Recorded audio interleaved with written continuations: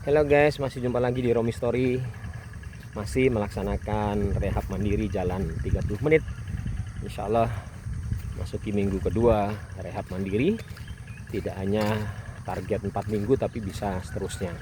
Nah, kali ini saya akan sharing apa yang saya dapatkan, proses pembelajaran yang saya ingat, yang saya catat dan saya lakukan pasca rehab mandiri di rumah, yaitu durasi dan waktu saya diberi obat oleh dokter melalui perawat saat di ICCU maupun di bangsal. Saya ingat ada 3 waktu. Yang pertama pagi, siang, dan malam. Kalau saya ingat lagi, 3 waktu itu terbagi 5 kali. Yaitu yang pertama antara pukul 6 pagi sampai setengah 7. Yang kedua pukul 8 sampai setengah 9. Yang ketiga pukul 12 sampai setengah 1 siang.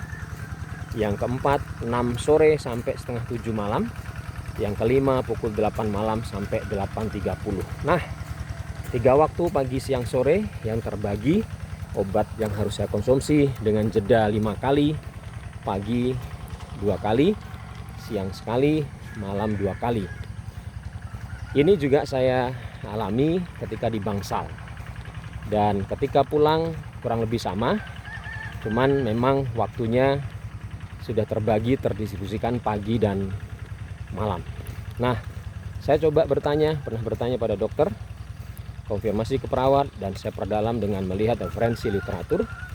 Mengapa kok bagi pasien penyakit jantung, saya pikir juga tidak hanya pasien jantung, tapi pasien yang lain, penting untuk mentaati waktu dan jam minum obat sesuai dengan petunjuk dokter.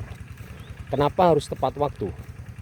Kenapa harus sesuai durasinya? Karena ini berhubungan dengan target yang ingin dicapai. Yang pertama, bahwa ketepatan waktu rutinitas minum obat itu yang pertama adalah khusus bagi penyakit jantung koroner, menjaga stabilitas kerja jantung dan pembuluh.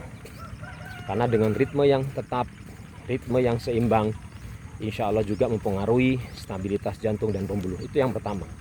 Lalu yang kedua, dokter, para medis, apoteker pasti sudah tahu kenapa durasinya ditentukan, kenapa kalinya ditentukan, dan rutinitas.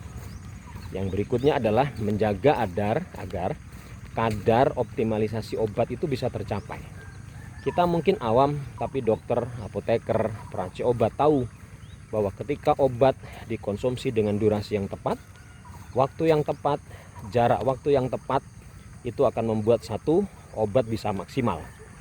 Kalau dia jaraknya terlalu jauh, tentu tidak akan maksimal.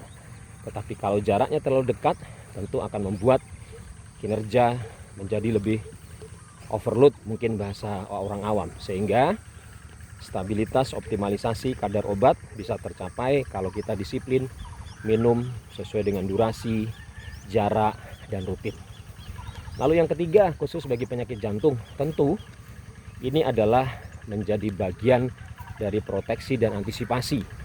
Kalau dalam suatu waktu, insya Allah tidak terjadi bagi saya dan semuanya, terjadi serangan balik atau sesuatu yang tidak diharapkan, itu bisa teratasi karena kita sudah dengan rutin meminum obat sesuai dengan instruksi dokter.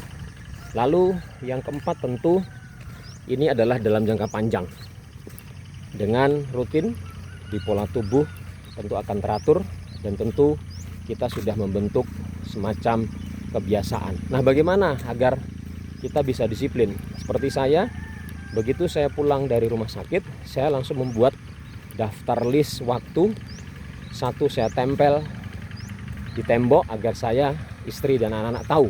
Dan saya bilang, tolong diingatkan kalau jam ini saya harus minum obat. Lalu yang kedua, ada alarm pada jam yang mengingatkan waktu minum obat. Lalu yang ketiga, yang saya tulis resep tadi, jadwal waktu, jenis obat, berapa kali, berapa tablet, itu saya foto dan saya simpan di HP. Sehingga ada proteksi, ada antisipasi bagi kita untuk senantiasa ngecek. Dan apabila misalkan terlambat setengah jam, 1 jam, alhamdulillah saya tidak pernah terlambat 1 jam, paling 15 menit, 30 menit, itu harus segera. kita konsumsi obat yang memang pada waktu itu